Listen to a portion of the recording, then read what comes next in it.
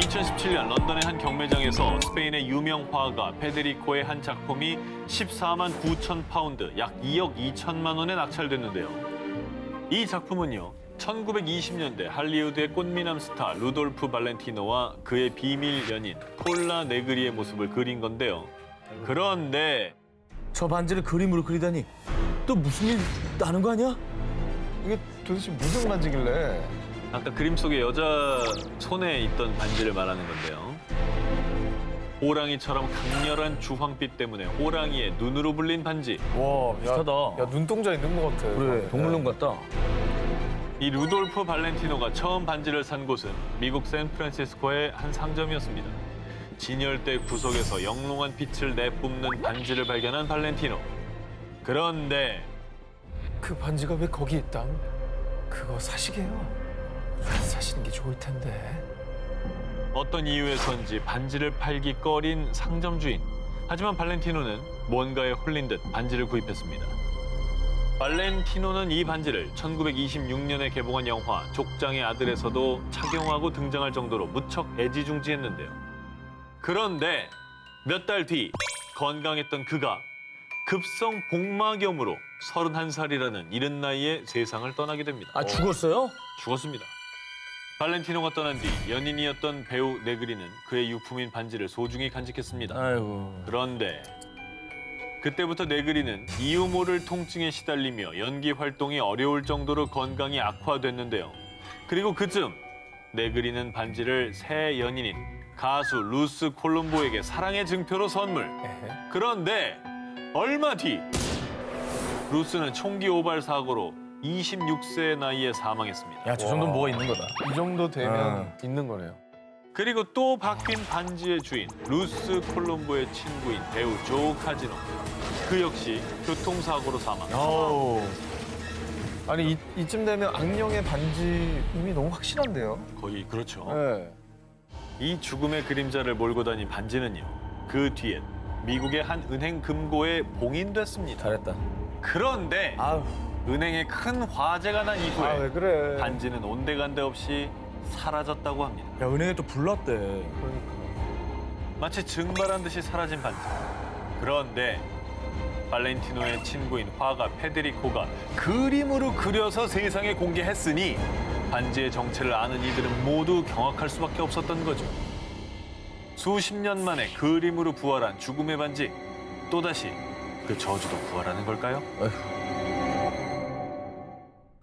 미국 인터넷상에서 큰 화제가 된 그림인데요. 이게 왜 화제? 인형인가? 아, 밀랍 인형이야. 눈이 움푹 파인 인형 옆에 서 있는 무표정한 소년. 그리고 그 뒤 유리창 너머로 보이는 여러 개의 아, 깜짝이야. 아이씨. 저 손. 손! 손이다. 손이잖아, 손. 이거 이렇게 한 거. 자, 이 그림은 2000년 2월 소년을 밀어내는 손들이란 제목으로 미국 경매 사이트에 올라왔는데요. 이 그림이 화제가 된 이유는 판매자가 남긴 미스터리한 메시지 때문이었습니다. 이 그림을 구입한 후에 발생하는 문제들에 대해선 저희는 아무런 법적 책임이 없습니다. 이 살벌한 경고 메시지에도 불구하고 이 그림은 경매 사이트에 올라온 지 몇 시간 만에 무려 3만 회가 넘는 조회수를 기록했는데요. 그렇다면 이 그림의 정체는 1972년 빌 스톤햄이라는 화가가 자신의 5살 때 모습을 그린 자화상인데요. 그런데 1974년 이 그림이 LA 한 미술관에 처음 전시된 뒤부터 미스터리한 일들이 하나둘씩 발생하기 시작한 겁니다. 그림 전시가 끝난 지 얼마 지나지 않아 이 그림을 전시했던 미술관의 주인, 또 이 그림을 비평했던 미술평론가가 연달아 사망. 야, 오늘 이렇게 세? 다 사망이야, 어떻게. 그리고 영화 대부로 유명한 배우 존 말리 역시 이 그림을 구입한 뒤 심장 질환으로 갑작스럽게 세상을 떠났는데요. 어머. 한편 배우 존 말리가 사망한 뒤 한 부부가 캘리포니아의 낡은 양조장에서 우연히 이 그림을 발견했습니다. 아, 그런데 아빠. 밤마다 그림 속 아이랑 인형이 움직여요. 급기야 그림 속에서 인형과 소년이 싸우기까지 했다고 합니다. 그래서 인형에게 위협을 느낀 소년은 그림 밖으로 나오기까지 했다는데요. 어머. 어우, 그거 진짜 무서운데? 그래서 이 부부는 딸이 더 큰 혼돈을 겪을까 걱정되어 이 그림을 경매에 내놓은 거였는데요. 이 그림이 품은 미스터리한 사연이 공개된 뒤 원재 소년을 밀어내는 손들은 일명 유령이 나오는 그림으로 불리며 수많은 이들에게 두려움을 안겼다고 합니다. 2016년 페루 남부 쿠스코에서 촬영된 한 영상이 너튜브를 뜨겁게 달궜습니다. 곱슬곱슬 금발의 깜찍한 인형. 인형은 앙증맞게 눈을 깜빡이며 이런 사랑스러운 메시지까지. Encantado de conocerte. Podemos ser amigos. 그런데요, 바로 그때 사람들 심장을 쿵 떨어지게 만든 장면. 인형 등 쪽에 있는 배터리 팩을 열어봤는데 아무것도 없었습니다. 배터리도 없었는데 마치 악령이 들어가 Encantado de conocerte. 라고 말하듯 서서히 고개까지 돌리는 인형. 지금 말하고 있는 거야? 인형이? 카메라를 찍다가 이렇게 빠지잖아요, 무서워가지고. 그러니까. 게다가 배터리도 없는 주제 말이죠. 눈도 깜빡이고 같은 말을 반복하기까지 했습니다. Amigos. 자, 이후에 페루의 배터리 없이 움직이는 인형은요, 페루판 척키로 불리기 시작을 했습니다. 이 소름 끼치는 영상을 본 사람들은 에이, 그 자작나무 타는 냄새 너무 나네. 그나저나 저랑 같이 화장실 가주실 분? 이렇게 공포에 벌벌벌 떨고 있다고 합니다. 전 세계에 경악과 공포를 안겨준 배터리 없는 인형은 어디에서 왔고 어디로 갔는지 현재 행방이 묘연한 상태라고 합니다. 하지만 이것만은 명심하십시오. 저 인형을 보게 된다면 함부로 배터리 팩을 열지 마십시오. Te voy a traer la felicidad. 근데 오늘 집에 방에 인형 많으신 분들 쉽지 않겠네요. 좀 치우고 주무셔야겠는데. 저는 애기 장난감이 많잖아요. 네. 애기 장난감이 대부분 배터리 들어가서 뭐 애기가 누르면 뭐 소리 나오고 그러거든요. 열어봐. 어떤 소리? 그러니까 예를 들면 이렇게 걸음만 시작할 무렵에 자꾸 걸을 수 있게 돼 있는 인형이 있는데 우리 같이 걸어보자. 우리 같이 걸어보자. 뭐 이러면 자꾸 소리가 나와요. 근데 지금 내가 말하는 것도 공포스럽잖아. 전혀 예상하지 못한 순간에도 이게 건드리면 소리가 나거든요. 배터리 있어요? 열었는데 배터리 없는 거 아니야? 근데 진짜로 없을 수도 있겠다는 생각이 가끔 들어요. 뉴욕 도심 한복판에서 벌어진 기이한 현상을 다룬 공포영화 인보카머스. 이 영화가 실존 인물의 실화를 바탕으로 제작된 게 알려지며 사람들을 더욱 공포에 떨게 했습니다. 이 영화의 모티브가 된 실화 속 주인공 랄프 서치 형사는 1990년대 무렵 뉴욕 브롱크스 구역 소속 경찰로 근무하고 있었습니다. 어느 날 랄프는 남편에게 폭행당하고 있다는 여성의 신고를 받고 현장에 출동했다가 정말 믿을 수 없는 장면을 목격하게 됩니다. 폭행을 가한 남편의 손톱이 온통 짓이겨지고 피가 잔뜩 맺혀 있었던 것이죠. 그럼 뭐야? 그렇게 될 때까지 아내를 때린 거예요? 그런데 말이죠. 남편이 뭐에 홀린 듯이 집안 곳곳을 손톱을 긁었어요. 그리고 얼마 뒤 폭우가 쏟아지던 밤에 한 동물원에서 걸려온 신고 전화를 받고 달려간 랄프. 그곳에서도 충격적인 현장을 목격하게 됩니다. 그건 바로 사자 우리 안에 버려진 한 아기. 더 놀라운 것은 아기를 잔혹하게 내던진 사람이 아기의 엄마였다는 것이죠. 말도 안 돼. 그런데 그녀는 형사 앞에서 입에 거품을 물며 알아들을 수 없는 말로 중얼거리더니 동물원 바닥을 정신없이 파헤쳤다고 합니다. 역시나 무언가에 홀린 것처럼 말이죠. 이유를 알 수 없는 기이한 사건이 연달아 일어나자 랄프 형사는 뭔가 깨름칙해서 엑소시즘을 하는 로버트 맥케나 신부를 찾아가 조언을 구했는데요. 그들의 차이가 아닙니다. 악령이 조종하는 거죠. 그런데 바로 그 무렵부터 랄프 형사의 가족들에게도 이상한 일이 벌어지기 시작합니다. 늦은 밤 랄프의 아내가 딸의 방문 앞에서 정체를 알 수 없는 검고 거대한 형상을 목격했는데 이윽고 들려온 소리.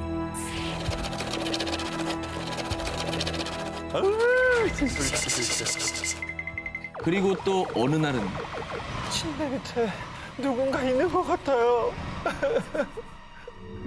랄프의 딸이 계속 악령을 목격하는 겁니다. 계속 이 끔찍한 괴 현상에 시달리던 가족들은 결국 로버트 신부의 도움을 받고 가족들과 집안 곳곳에서 엑소시즘 의식을 진행했습니다. 이 모든 일을 똑똑히 목격한 랄프 형사는 정말 악령의 존재를 확신하게 됐고요. 곧바로 18년간 이어온 형사 생활을 아예 정리해버립니다. 어머. 그 그 뒤에는 퇴모 의식을 하는 로버트 신부를 보조해서 엑소시즘에 직접 참여하기도 했는데요. 현재는 엑소시즘을 행하는 초자연적 수사관 겸 악마 연구가로 활동하고 있다고 합니다. 영화보다도 영화 같은 초현실적 현상을 경험한 랄프. 그가 목격하고 경험한 일들은 정말 악령의 소행이었을까요? 2008년 2월 미국의 종교 잡지 뉴 옥스퍼드 리뷰에 실린 한 논문. 그런데 이 논문은 전 세계적으로 큰 파문을 낳았습니다. 왜요? 뭔데? 무슨 논문인데 그래도? 논문의 정체. 미 유명 N대학교 임상심리학과 교수이자 정신과 의사 리처드 갤러거가 쓴 논문의 제목은 악령 빙의에 관한 케이스입니다. 의사 리처드가 약 10년 전에 직접 겪었던 엑소시즘을 생생하게 기록한 논문이었죠.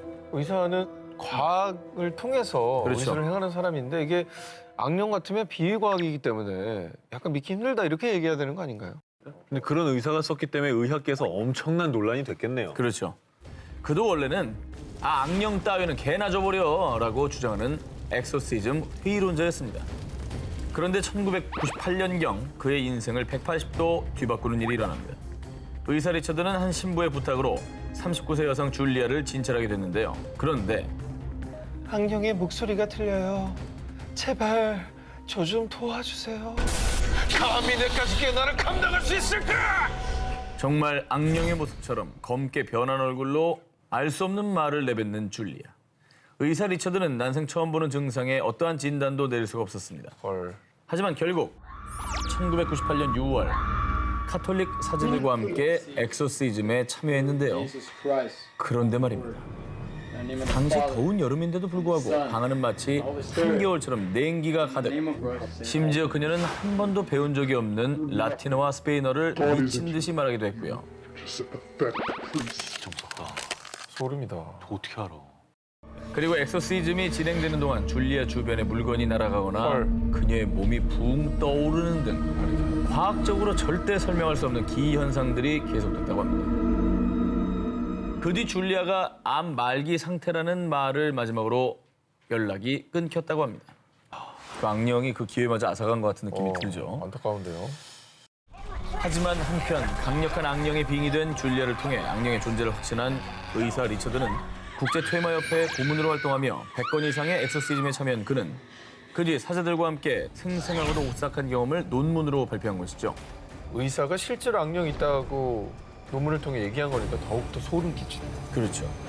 악령의 존재를 인정한 의사 리처드는 마지막으로 이런 말을 남겼습니다.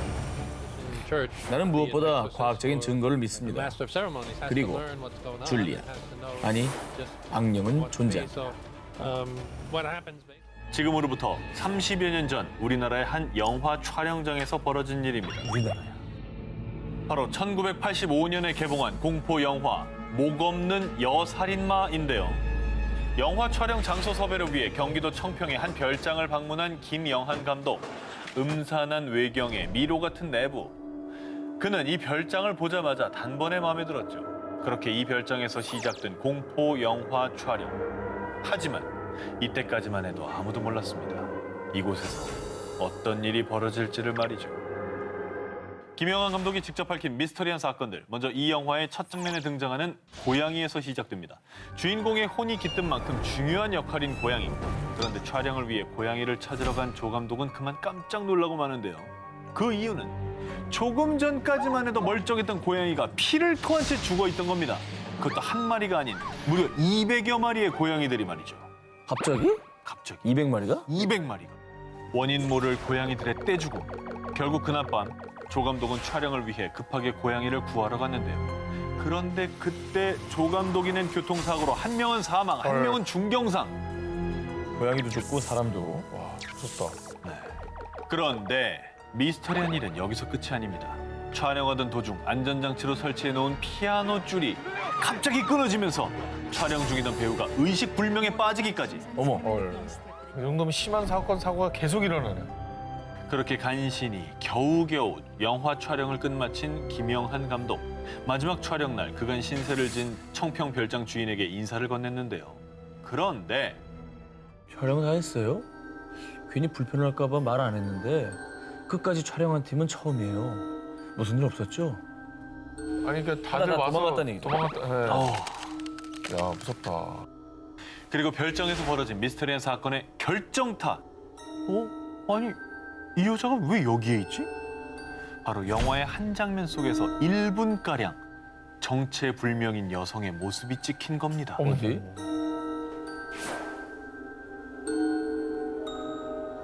화면 속에 이 약간 좌측 쪽에 그다음 이제 여자 같기도 하고 그런 인물이 상당히 중요한 장면에 서 있는 걸 보고 전혀 예상하지 못했고 그 현장에 있던 사람도 못 본.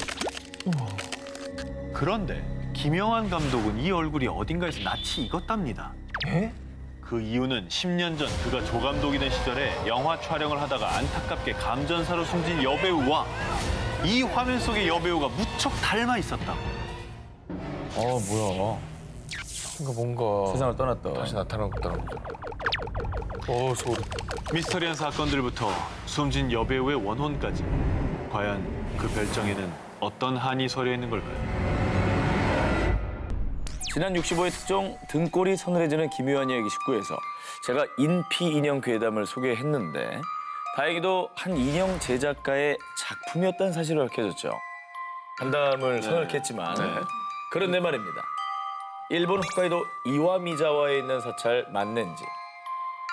이곳에는 일본 열도를 진짜 리얼 소름 돋게 한 인형이 있다고 합니다.